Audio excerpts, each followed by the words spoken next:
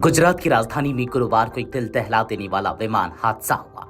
Air India का Boeing 787 dream liner विमान take off के कुछ ही मिनटों बाद रिहायशी इलाके में दुर्घटनाग्रस्त हो गया।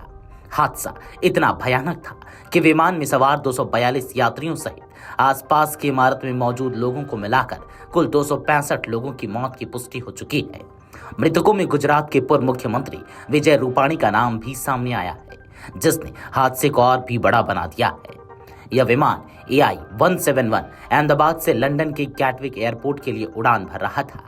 टेक ऑफ दोपहर 1:39 पर रनवे 23 से हुआ और कुछ ही मिनटों के भीतर पायलट की ओर से मेडे कॉल यानी कि आपात स्थिति का संकेत एयर ट्रैफिक कंट्रोल ATC को मिली।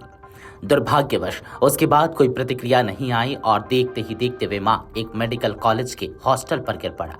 हादसे के 3 संभावित कारण माने जा रहे हैं और 3 प्रमुख थियरी है। चलिए आपको एक एक कर तीनों थियरी बताते हैं। सबसे पहला, लैंडिंग गियर खुला रहना। अमेरिकी एरोस्पेस सलाहकार एंथनी ब्रेकहाउस ने इस बात पर चिंता जताई कि टेक ऑफ के दौरान विमान के लैंडिंग गियर ऊपर क्यों नहीं हुए। लैंडिंग गियर खुले रहना एक गंभीर तकनीकी समस्या की ओर इशारा करता है। इस बात की पुष्टि वायरल वीडियो से होती है, जिसमें विमान हवा में उठने के तुरंत बाद असामान्य ढंग से झुकता दिख रहा है। इससे संकेत मिलता है कि पायलट को गड़बड़ी का पहले ही अंदाजा हो गया था और वे स्थिति को संभालने की कोशिश कर रहे थे। दूसरा, दोनों इंजन का फेल होना। विशेषज्ञों के अनुसार यह संभव है कि टेक ऑफ के दौरान विमान के दोनों इंजन पावर लॉस का शिकार हो गए। जब इंजन पूरी क्षमता से काम नहीं करते तो पायलट के पास विमान को सुरक्षित क्षेत्र में ले जाने का विकल्प बहुत सीमित होता है। अगर एक भी इंजन सही स्थिति में काम करता तो विमान आबादी से दूर ले जाया जा सकता था। वायुसेना के सेवानिवृत्त अधिकारी AVM सूर्यकांत के अनुसार इस स्थिति में विमान की स्पीड इतनी कम हो गई थी कि वह कंट्रोल खो बैठा। तीसरा, तकनीकी खामियां असेंबली में गड़बड़ी। अमेरिकी विशेषज्ञ जॉन M कॉक्स ने आशंका जताई है कि हो सकता है कि विमान उड़ान के लिए तकनीकी रूप से तैयार ना हो।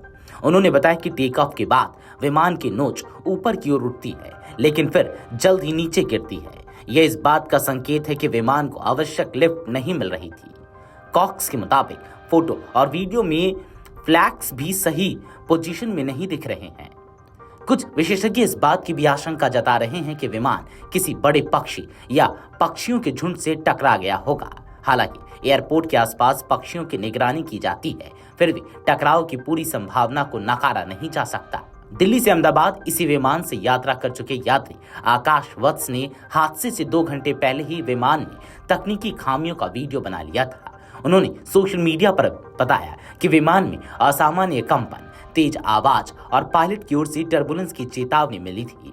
उन्होंने एयर इंडिया को टैग करते हुए शिकायत भी की थी। ब्रिटेन की air accidents investigation branch AAIB ने इस हादसे की जांच में सहयोग देने के लिए भारत में अपनी टीम भेजने की घोषणा की है। भारतीय विमान दुर्घटना जांच ब्यूरो AAIB इंडिया के साथ मिलकर यह टीम तकनीकी और यांत्रिक कारणों की गहन जांच करेगी। चलिए आपको बताते हैं यात्रियों की राष्ट्रीयता कि कौन से यात्री कहां से थे। विमान में सवार यात्रियों में 169 भारतीय नागरिक थे, 53 ब्रिटिश नागरिक, 7 पुर्तगाली नागरिक, 1 कनाडाई नागरिक सवार थे। इसके अलावा 12 क्रू मेंबर भी विमान में मौजूद थे। विमान के गिरने से पहले पायलट ने हॉस्टल बिल्डिंग को बचाने की पूरी कोशिश की। चश्मदीदों के अनुसार विमान आखिरी क्षण तक नियंत्रित स्थिति में था, जो बताता है कि पायलट ने लास्ट मोमेंट तक क्रैश को टालने की कोशिश की। अहमदाबाद का यह विमान हादसा भारत के नागरिक उड्डयन इतिहास की सबसे बड़ी त्रासदियों में से एक बन गया है। शुरुआती जांच रिपोर्ट कई संभावनाओं की ओर इशारा कर रही है। तकनीकी खामी, असेंबली में लापरवाही, इंजन फेलियर और संभावित बर्ड स्ट्राइक। आने वाले दिनों में जांच एजेंसियां इन थ्योरीज की पुष्टि करेंगी। फिलहाल देश भर में शोक की लहर है और विमान सुरक्षा को लेकर नए सवाल खड़े हो गए हैं। Video desk amarujala.com।